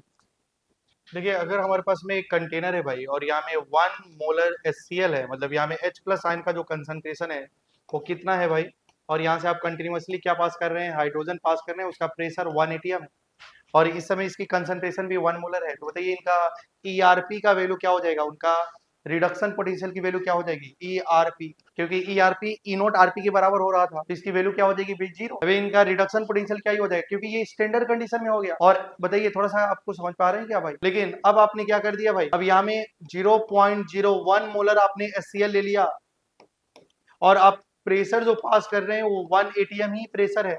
तो उसके लिए बताइए ERP का फॉर्मूला क्या है? बताइए ERP का value 0.06 log H plus ion का कंसंट्रेशन। आप ऐसे ही याद कर लीजिएगा, या तो यहाँ में क्या होगा भाई? Minus 0.06 pH। अगर डायरेक्टली पीएच दिया है, अगर डायरेक्टली आपको पीएच दिया है तो यहाँ में डाल के उसका रिडक्शन पोटेंशियल निकाल सकते हैं। क्या आप समझ पा रहे हैं भाई? लेकिन अब मुझे बताइए थर्ड केस ये है भाई, यहाँ में इसका कंसंट्रेशन 0.1 मोलर है, लेकिन आप यहाँ से जो प्रेशर पास कर रहे हैं वो 2 atm है, तो क्या ये फॉर्मूला लगाएंगे? नहीं। क्या ये फॉर्मूला लगाएंगे? नहीं। क्या इसके लिए आपको क्या लिखना पड़ेगा भाई? अरे भाई उसके बाद लिखना पड़ेगा ERP is equal to E naught RP minus 0.06 divide by क्या हो रहा था भाई? कितना इलेक्ट्रॉन ट्रांसफर है? मान लो हमारा रिडक्शन पोटेंशियल है भाई, तो क्या यहाँ में हाइड्रोजन ऐसे रिएक्शन हो रहा था, तो यहाँ में लिखेंगे 2 और यहाँ में लिखेंगे log partial pressure of hydrogen divide by concentration of H plus का। तब आपको ये इक्वेशन इस्तेमाल करना है और वहां में पार्शियल प्रेशर ऑफ H2 का जगह में कितना एटीएम प्रेशर डालना है? 2 atm। क्या आप समझ पा रहे हैं भाई? तब आपको ये इक्वेशन इस्तेमाल करना है अगर प्रेशर वेरी करेगा तब। लेकिन आप देखेंगे ना भाई, प्रेशर वेरी करेगा ही नहीं, आपका हर क्वेश्चन में प्रेशर या तो 1 atm होगा, केवल चेंज क्या होगा भाई? कंसंट्रेशन। क्या चेंज होगा भाई? कंसंट्रेशन। अगर कंसंट्रेशन चेंज हो रहा है तो ये वाला फॉर्मूला इस्तेमाल करेंगे और उसकी वैल्यू को निकाल देंगे। लेकिन अगर मान लो रेयर केस में अगर तुम्हारा ऐसा होगा कि प्रेशर भी चेंज हो गया, तो आपको उस इक्वेशन को लिख के तब आपको सॉल्व करना होगा। क्या आप समझ पा रहे हैं? अगर प्रेशर भी 1 atm, कंसंट्रेशन भी 1 atm, और सॉरी कंसंट्रेशन भी 1 मोलर और प्रेशर 1 atm, तो रिडक्शन पोटेंशियल 0। अरे भाई किसी का भी क्या हो जाएगा? समझ पा रहे हैं ना? 0। किसका 0? हाइड्रोजन के लिए 0। समझ पा रहे हैं ना? हाँ, किसी के लिए भी 0 नहीं होगा भाई। चलिए ठीक है, आगे बढ़ते हैं। क्या कितना एप्लीकेशन लिखा दिया गया भाई? 3 एप्लीकेशन, और 4th एप्लीकेशन लिखेंगे calculation of equilibrium constant. Calculation of equilibrium constant.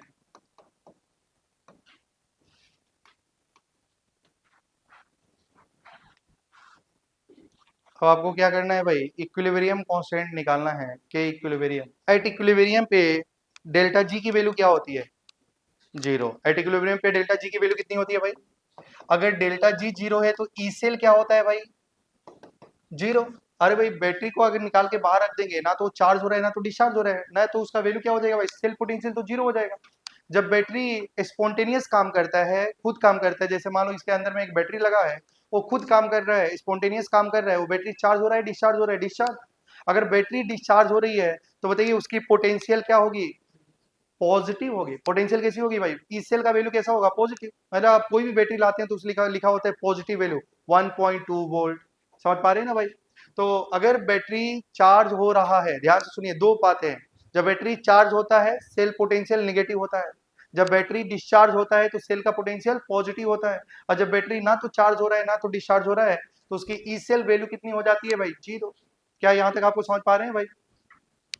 और बताइए, मैं बोला इक्विलिब्रियम है, अगर इक्विलिब्रियम में है तो बताइए जो Q होता था वो क्या K इक्विलिब्रियम के बराबर होता था क्या भाई? अरे इसके एक एग्जांपल लेके बता रहा था कि जब रिएक्शन इक्विलिब्रियम में ही पहुंच गया तो Q और Kc तो आपस में बराबर ही हो जाएगा। तो अब आपको क्या करना है, ये टर्म्स केवल याद रखना है भाई, ये याद रखना है कि जब इक्विलिब्रियम होता है तो सेल का पोटेंशियल 0 हो जाता है। और बताइए आपने नस इक्वेशन क्या लिखा था भाई, E cell is equal to, क्या लिखा था भाई, E cell equal to E not cell, E cell equal to E not cell minus 0.06 divide by क्या होता है भाई, एन लॉग क्यू। ये तो फॉर्मूला होता है ना भाई। अब आप मुझे बताइए ये क्या है भाई, ये तो जनरल नॉस इक्वेशन है, लेकिन अब क्या हो गया भाई, इक्विलिब्रियम। अगर इक्विलिब्रियम पे ई सेल 0 होगा या ई नॉट सेल 0 होगा, ई सेल 0 होता है। क्या होता है भाई, ई सेल। तो यहाँ में 0 डाल दीजिए भाई, यहाँ में ई सेल को 0 डाल दीजिए, तो यहाँ में क्या हो जाएगा, E not cell minus 0.06 divide by N. और बताइए क्यू को क्या लिखा जा सकता है, के इक्विलिब्रियम। क्योंकि जब सेल पोटेंशियल 0 हो जाएगा तो मतलब सेल पोटेंशियल 0 होता है कहाँ पे, इक्विलिब्रियम पे। और जब इक्विलिब्रियम होता है तो Q और K इक्विलिब्रियम आपस में क्या होता है भाई, बराबर होता है। तो क्या Q का जगह में K इक्विलिब्रियम लिखा जा सकता है? और बताओ क्या ये माइनस है तो इसको लेके आएंगे तो प्लस हो जाएगा। तो मुझे बताइए ई नॉट सेल का फॉर्मूला क्या हो गया, E not cell is equal to 0.06 by N log के इक्विलिब्रियम। अरे भाई हो जाएगा ना ये सब। अच्छा आप थोड़ा सा ध्यान दीजिएगा, एक तो ये फॉर्मूला है और एक दूसरा ध्यान दीजिएगा। अब बताइए 0.06 किसके बदले में लिख रहे थे भाई? अरे भाई 0.06 किसके बदले में लिख रहे थे, 0.0591 के बदले में लिख रहे थे ना। और 0.0591 का बदले में किसके बदले में 0.0591 लिखा जा रहा था, 2.303 RT डिवाइड बाई एफ।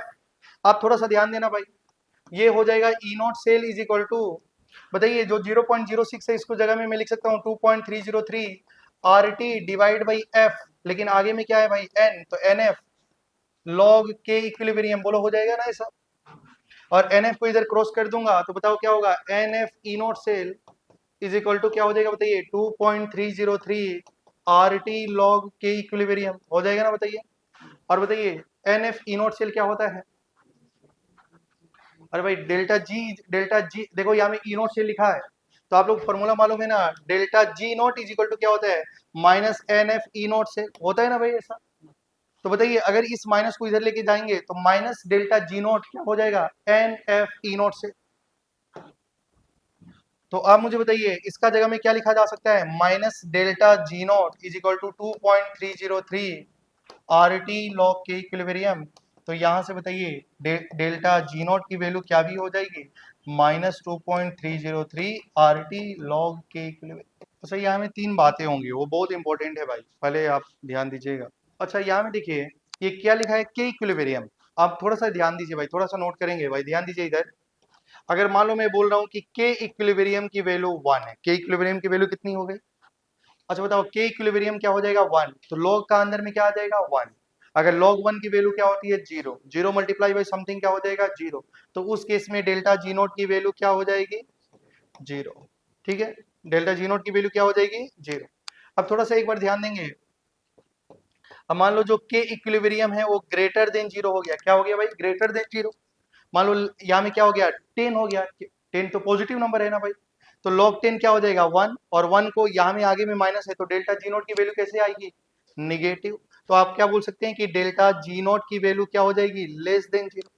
अब बताइए एक बार के इक्विलिब्रियम की वैल्यू क्या हो गई भाई, लेस देन 0। अगर ये निगेटिव है, ये लेस देन 0 है, तो इसकी वैल्यू क्या होगी भाई 1। देखो log का वैल्यू 1 से छोटा लेने पे वैल्यू निगेटिव आती है भाई। log 0 कितना होता है, इनफाइनाइट। log 1 कितना होता है 0। और log, अच्छा मान लो के इक्विलिब्रियम का जगह में 1/10 ले लो, मतलब 0.1 लेंगे तो 1/10, तो 10 की पावर -1, तो निगेटिव ना हो जाएगा भाई। मतलब के इक्विलिब्रियम अगर 1 की 0 से छोटा है तो इसकी वैल्यू कैसी होगी, निगेटिव, और आगे में भी निगेटिव है तो क्या हो जाएगा, तो डेल्टा जी नॉट की वैल्यू क्या हो जाएगी, पॉजिटिव। तो ये तीन टर्म्स है जो आपको याद रखना है। क्या ये भाई कॉपी हो गया,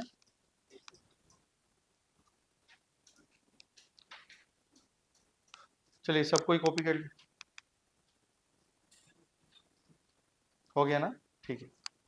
थोड़ा सा स्पीड में कॉपी करेंगे भाई। चलिए अब क्वेश्चन करते हैं भाई, और 10 क्वेश्चन आपको कराए जाएंगे इस टॉपिक से।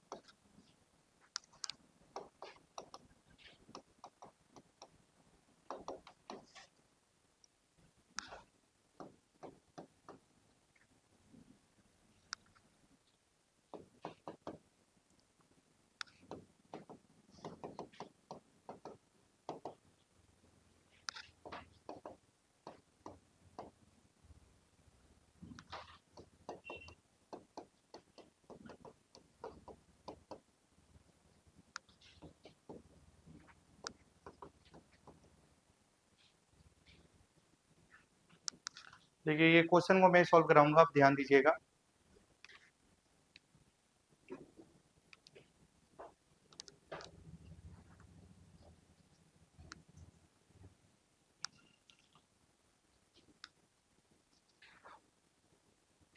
कुछ बताइए, ये जो लिखा गया है वो डेनियल सेल है क्या? नहीं, कौन सा सेल है फिर?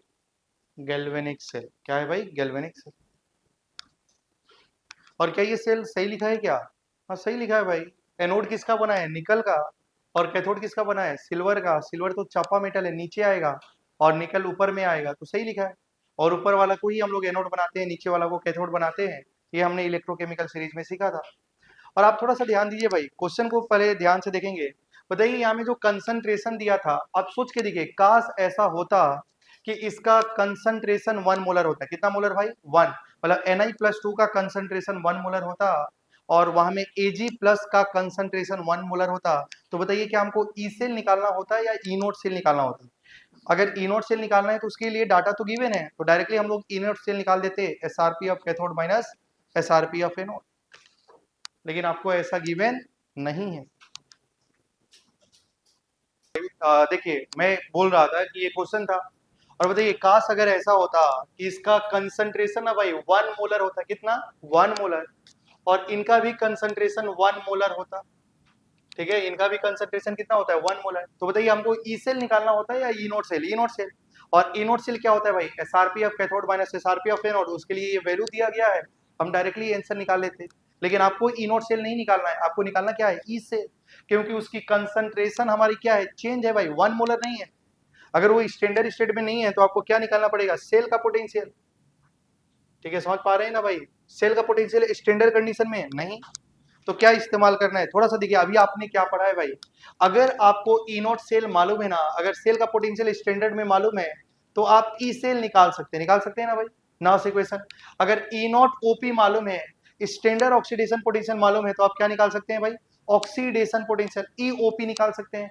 उसी प्रकार अगर ई नोट आरपी मालूम है, अगर उसका स्टैंडर्ड रिडक्शन पोटेंशियल मालूम है, तो ईआरपी निकाल सकते हैं। और निकालने के लिए तो आपको क्या इस्तेमाल करना पड़ेगा? Nernst equation. क्या इस्तेमाल करना पड़ेगा? Nernst equation.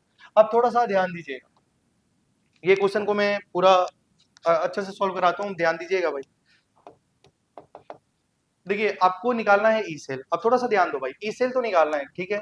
ई सेल निकालने के लिए फॉर्मूला क्या है भाई? ई नोट से -0.06 divide by N log Q. अरे भाई ये है ना, तो इसको निकालने के लिए आपको तो 3 टर्म निकालना पड़ेगा। क्या क्या निकालना पड़ेगा? अब तो पहले ई नोट सेल निकालना पड़ेगा, और ई नोट सेल निकल जाएगा तो फिर क्या भी निकालना पड़ेगा भाई? एन, कितना इलेक्ट्रॉन ट्रांसफर हो रही है।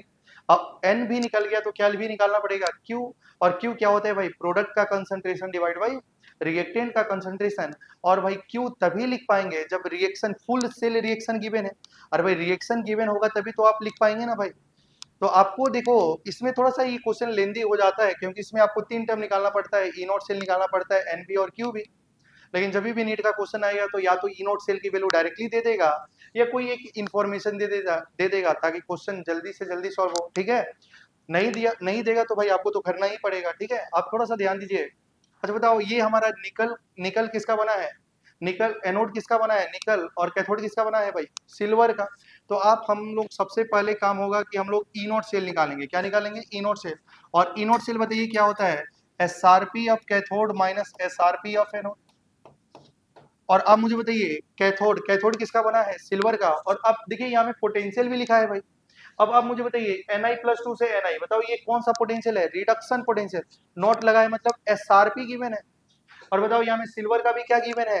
रिडक्शन पोटेंशियल, मतलब स्टैंडर्ड रिडक्शन पोटेंशियल। समझ पा रहे हैं ना भाई? बताइए SRP ऑफ कैथोड, कैथोड किसका है भाई? सिल्वर का। और उसकी वैल्यू कितनी है? 0.80। और SRP ऑफ एनोड, एनोड किसका है भाई? निकल का। तो उसका SRP कितना है? -0.25। तो वैल्यू क्या हो जाएगा भाई? 0.80 प्लस 0.25। तो वैल्यू क्या हो जाएगी बताइए? 1.05 वोल्ट। तो ये आपका क्या निकल गया भाई? E naught cell. ठीक है, अब थोड़ा सा ध्यान दीजिए, ई नोट सेल तो पता चल गया, और ई नोट सेल निकल गया तो हमको एन निकालना पड़ेगा। और बताइए आप रिएक्शन देख के भी आप एन बता पाएंगे भाई? यहाँ में बताइए कितना का चेंज आ रहा है? कितना का चेंज आ रहा है? 2। और यहाँ में कितना का चेंज है भाई? 1। तो चेंज तो बराबर करने के लिए इसको 1 से मल्टीप्लाई और इसको किससे मल्टीप्लाई भाई 2 से। तो बताओ कितना n की वैल्यू कितनी हो जाएगी 2, कितनी हो जाएगी भाई 2। तो n का वैल्यू तो 2 हो गया, लेकिन आपको रिएक्शन भी लिखना पड़ेगा। तो चलो मैं एक बार रिएक्शन लिखूंगा, बाकी इसको आप देख के भी डायरेक्टली उस रिएक्शन को लिख सकते हैं, लेकिन एक बार मैं करके दिखा देता हूँ, थोड़ा सा बोर्ड पे ध्यान देंगे भाई। अब मुझे बताइए एनोड पे क्या हो रहा है भाई, एनोड पे क्या होगा बताइए। Ni जो होगा वो किस में कन्वर्ट हो रहा है बताइए, Ni+2 में कन्वर्ट होगा, कितना इलेक्ट्रॉन लॉस करेगा 2। और बताइए सिल्वर जो होगा कैथोड पे, कैथोड पे क्या हो रहा है भाई, जो सिल्वर है Ag+1 वो 1 इलेक्ट्रॉन लेगा और किस में कन्वर्ट हो जाएगा भाई Ag। क्या आप समझ पा रहे हैं, बताइए इसको किससे मल्टीप्लाई करना पड़ेगा 2 से। जो फुल सेल रिएक्शन है वो क्या होगा बताइए, Ni+2 Ag+ और यहाँ से देखिए 2 इलेक्ट्रॉन कट जाएगा और यहाँ में क्या हो जाएगा भाई Ni+2 और यहाँ में क्या हो जाएगा भाई 2 Ag। क्या आप समझ पा रहे हैं, क्या ये तो लिखा है, लिखना भी सिखाया गया था और ठीक है आपने ऐसा लिख लिया। और बताइए ये Ni किस में होगा भाई, सॉलिड में, ये एक्वस में और ये एक्वस में, और ये क्या है सॉलिड। अब बताइए इससे आपको क्या पता चल गया कि कितना इलेक्ट्रॉन ट्रांसफर हो रहा है, बताइए 2 ही तो हो रहा है ना भाई, क्योंकि कट कितने इलेक्ट्रॉन रहे हैं 2। तो आप मुझे बताइए n की वैल्यू तो 2 हो गई। अब बताइए Q भी लिख सकते हैं आप, Q क्या है बताइए, प्रोडक्ट का कंसंट्रेशन डिवाइड बाई रिएक्टेंट का कंसंट्रेशन, और प्रोडक्ट का कंसंट्रेशन क्या है भाई Ni+2, Ni+2 आयन का कंसंट्रेशन डिवाइड बाई, देखो यहाँ में सिल्वर का आगे में क्या है भाई Ag+ का आगे में 2, तो इसका पावर हो जाएगा, तो यहाँ में क्या हो जाएगा भाई Ag+2 आयन का कंसंट्रेशन का स्क्वायर, Ag+1 आयन का कंसंट्रेशन का स्क्वायर, ऐसा हो जाएगा ना भाई। अब मुझे बताइए, ठीक है अब देखेंगे भाई Na+2 आयन का कंसंट्रेशन कितना है बताइए, Na+2 आयन का कंसंट्रेशन 0.1, तो इसकी वैल्यू क्या हो गई भाई 0.1, और इसका क्या हो जाएगा भाई 0.1 का स्क्वायर मतलब 0.1 इंटू 0.1 कट जाएगा, और इसको 10 से ऊपर नीचे मल्टीप्लाई कर दीजिए, तो बताओ Q का वैल्यू कितना आ गया 10, कितना आ गया भाई 10। आप देखिए भाई थोड़ा सा ध्यान दीजिए, यहाँ में 0.1 है, यहाँ में 0.1 का स्क्वायर है, और 0.1 इंटू 0.1 एक तो कट जाएगा, यहाँ में बचेगा 1/0.1, तो डेसिमल के बाद एक डिजिट नंबर है, 10 से ऊपर नीचे मल्टीप्लाई करेंगे तो ऊपर में 10 नीचे में 1। क्या आप समझ पा रहे हैं इतना बेसिक कैलकुलेशन, ठीक है। तो Q का वैल्यू कितना आ गया भाई 10। अब ये सारी वैल्यू को थोड़ा सा ध्यान देंगे, ये सारी वैल्यू को यहाँ में डाल देंगे, तो बताइए ई नोट सेल कितना आया आपका, ई नोट सेल कितना आया 1.05 माइनस 0.06 डिवाइड बाई n की वैल्यू कितनी है 2, और log Q का वैल्यू कितना है भाई 10। क्या आप समझ पा रहे हैं भाई, तो ये देखिए कट जाएगा 0.03 में, तो वैल्यू क्या आ जाएगा भाई 1.05 माइनस 0.03, और log 10 की वैल्यू कितनी होती है 1, तो क्या हो जाएगा 1.05 माइनस 0.03, तो आंसर इज 1.02 वोल्ट। क्या बताइए, अगर थोड़ा सा ध्यान देना भाई, सेल की पोटेंशियल कितनी आ गई 1.02, अगर इन दोनों का कंसंट्रेशन 1 मोलर होता तो उस समय ई सेल नहीं आता, ई नोट सेल आता, जिसकी वैल्यू कितनी है 1.05 वोल्ट, लेकिन उसका कंसंट्रेशन तो चेंज है, तो सेल की पोटेंशियल इतनी आएगी। लेकिन हम लोग इसमें लेकिन आप लोग बोल रहे होंगे कि ये तो 1 मिनट में करना होगा, तो टाइम कैसे भाई मैनेजमेंट करना है भाई, मैनेजमेंट करना है भाई, टाइम तो मैनेज करना है।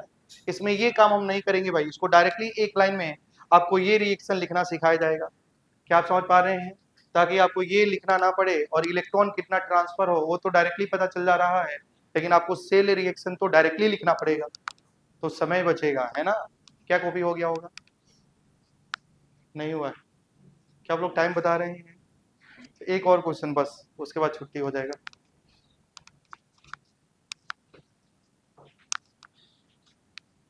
क्या ये कॉपी हो गया। अब देखिए आप सेल रिएक्शन कैसे लिखेंगे भाई, थोड़ा सा ध्यान दीजिए।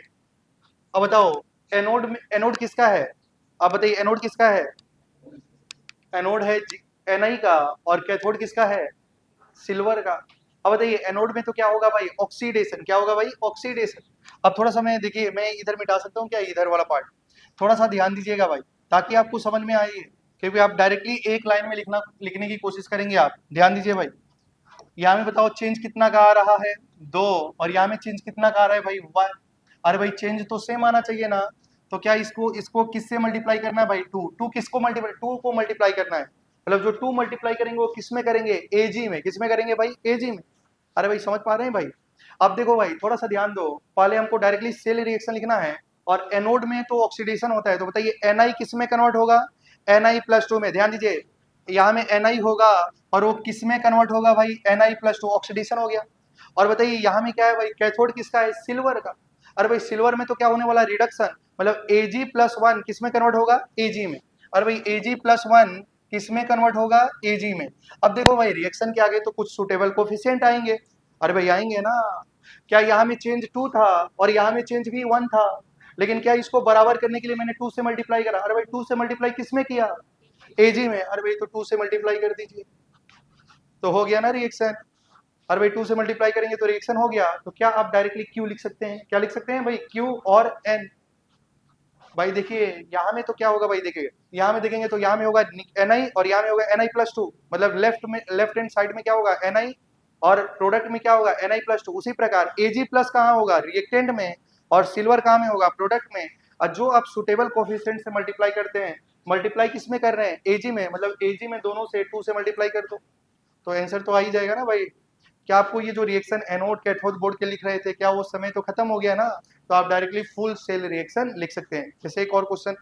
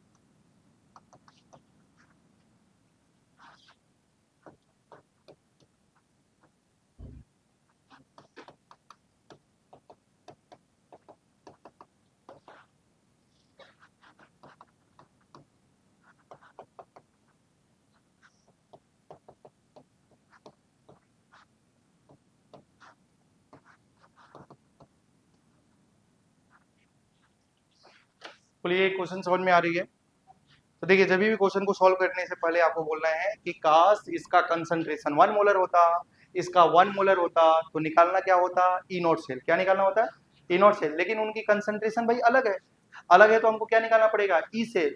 और भाई ई नॉट सेल से क्या निकालना पड़ेगा, ई सेल। और ई सेल इक्वल टू क्या होता है बताइए, ई नॉट सेल माइनस 0.06। और आपको मालूम ही है क्या होता है बताइए, ई सेल इक्वल टू क्या होता है भाई, E cell equal to E not cell minus 0.06 divide by N log Q, होता है ना ऐसा। अब बताइए इसके लिए हमको क्या क्या लिखना पड़ेगा, ई नॉट सेल। क्या निकालना पड़ेगा भाई, ई नॉट सेल। तो चलिए ई नॉट सेल निकालते हैं। अच्छा बताइए ई नॉट सेल का फॉर्मूला क्या है, ई नॉट सेल क्या होगा भाई, E not cell SRP of cathode minus SRP of anode. अब मुझे बताइए कैथोड किसका बना है, कोबाल्ट का। किसका बना है भाई, कोबाल्ट का। तो बताओ यहाँ में कोबाल्ट का कौन सा पोटेंशियल लिखा है, स्टैंडर्ड रिडक्शन पोटेंशियल, वैल्यू कितनी है, -0.28। अब बताइए देखेंगे एसआरपी ऑफ एनोड, यहाँ में किसका एसआरपी चाहिए, एनोड का एसआरपी चाहिए।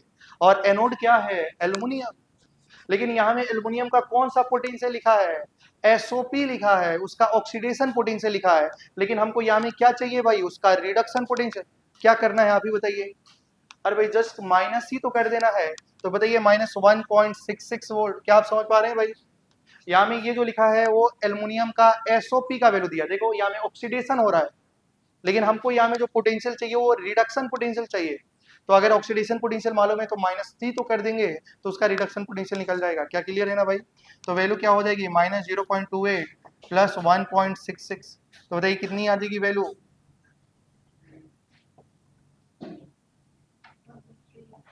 1.38 वोल्ट। क्या इसकी वैल्यू कितनी आ गई भाई, 1.38 वोल्ट। अब मुझे बताइए भाई क्या यहाँ में रिएक्शन लिखना है, नहीं। क्या रिएक्शन लिखना है, नहीं। एनोड में क्या हो रहा है, कैथोड में क्या हो रहा है, लिखने की जरूरत नहीं है। आप थोड़ा सा ध्यान दीजिए,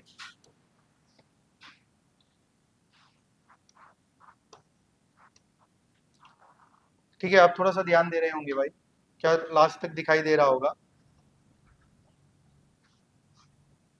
अब यहाँ में बताइए चेंज कितना का है, 3 का, और यहाँ में चेंज कितना का है भाई, 2 का। और भाई 2 से 0 में जा रहा है तो चेंज 2 का है ना, बराबर करना है तो बताओ इसको किससे मल्टीप्लाई करना है, 2 को, और इसको किससे मल्टीप्लाई करना है, 3 से। मतलब 3 से मल्टीप्लाई किस में करेंगे, CO में, और 2 से मल्टीप्लाई किस में करेंगे, AL। क्या आप समझ पा रहे हैं भाई? आप मुझे बताइए एल्युमिनियम का क्या हो रहा है, ऑक्सीडेशन, मतलब Al होगा रिएक्टेंट साइड में और Al+3 कहाँ होगा, प्रोडक्ट साइड में। और भाई ध्यान दीजिए, आप ऐसे लिखेंगे Al से Al+3 में कन्वर्ट हो रहा है, ऑक्सीडेशन हो गया। और रिडक्शन किसका होता है भाई, देखिए यहाँ में क्या होगा, यहाँ में Al होगा, और यहाँ में क्या होगा भाई, Al+3, और यहाँ में सामने क्या होगा भाई, CO+2। अरे भाई इनका रिडक्शन होगा तो +2 से कहाँ में जाएगा, CO में। अब थोड़ा सा ध्यान दो ना, मल्टीप्लाई करना है। एल्युमिनियम में देखो किससे मल्टीप्लाई कर रहे हैं, 2 से, तो यहाँ में लिखेंगे 2 और यहाँ में लिखेंगे 2। और बताइए कोबाल्ट में किससे मल्टीप्लाई कर रहे हैं, 3, तो यहाँ में 3 और यहाँ में क्या हो जाएगा, 3। क्या आप समझ पा रहे हैं? बताइए कितना इलेक्ट्रॉन ट्रांसफर हुआ, 6। कितना हुआ भाई, 6। तो बताइए n की वैल्यू तो कितनी निकल गई भाई, 6। अब बताओ यहाँ से n की वैल्यू हो गई 6, और ये बताओ किसमें है, सॉलिड में, एक्वस में, एक्वस में, सॉलिड में। तो बताओ Q क्या होगा, कंसंट्रेशन ऑफ Al+3 आयन का होल स्क्वायर डिवाइड बाई क्या होगा बताओ, कंसंट्रेशन ऑफ CO+2 का होल क्यूब। और भाई जो आगे में होता है उसका पावर हो जाता है। और बताइए Al+3 की वैल्यू कितनी है, कंसंट्रेशन 10 की पावर -2 की पावर 2 डिवाइड बाई 10 की पावर -4 की पावर 3। बताइए क्या आएगा, 10 टू द पावर -4 अपॉन, तो 10 टू द पावर 8 कितना आ जाएगा, 10 टू द पावर 8। अब देखिए अब हम लोगों को ई सेल निकालना है, तो बताइए ई नॉट सेल की वैल्यू कितनी है, 1.38 -0.06, और n की वैल्यू कितनी है, 6 log 10 की पावर कितना हो जाएगा भाई, 8। और आप लोग जानते हैं 8 क्या हो जाएगा, 8 क्या हो जाएगा, बाहर हो जाएगा, 8 तो बाहर हो जाएगा ना भाई, तो क्या हो जाएगा 0.01 मल्टीप्लाई बाई 8 क्या हो जाएगा, log 10, और log 10 की वैल्यू कितनी होती है, 1, तो 0.08, तो बताओ क्या हो जाएगा, 1.30 वोल्ट। प्रोडक्ट का कंसंट्रेशन डिवाइड बाय रिएक्टेंट का कंसंट्रेशन, प्रोडक्ट में तो Al+3 है तो उसका पावर 2। अभी तक हमने कितना क्वेश्चन करा भाई इस टॉपिक से, 2, और नेक्स्ट क्लास में जब आएंगे तो 8 क्वेश्चन और कराया जाएगा।